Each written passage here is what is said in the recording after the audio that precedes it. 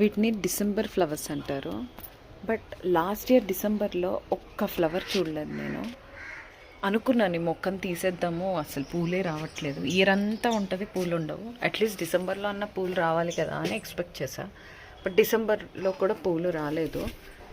అలా అని కట్ చేసి పడేయలేదు, వెయిట్ చేద్దాం, ఒక ఛాన్స్ ఇద్దామనేసి వెయిట్ చేశాను. సో ఈ డిసెంబర్కి ఇంకెప్పుడు మనం జాన్లో ఉన్నాం, అయినా ఇంకా పూలు వస్తున్నాయి. సో ఎవరికైనా టైం ఇవ్వాలి. వాళ్ళు సాధించలేనిది ఏదీ లేదు. కొంచెం అటో ఇటో లేట్ అవుతుందంతే. సో ఎవరిని డిస్కరేజ్ చేయకండి, ఓపిక్గా వెయిట్ చేయండి, వాళ్ళకి టైం ఇవ్వండి.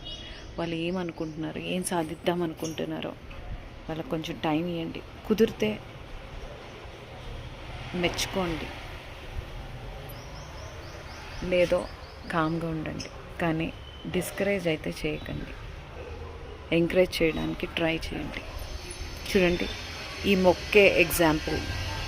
1 ఇయర్ మొత్తం పూలు లేకపోయినా నెక్స్ట్ ఇయర్కి పూలు వచ్చేసాయి. అవి కూడా ఎన్నో వచ్చేసాయి చూడండి, అసలు సూపర్గా వచ్చాయి.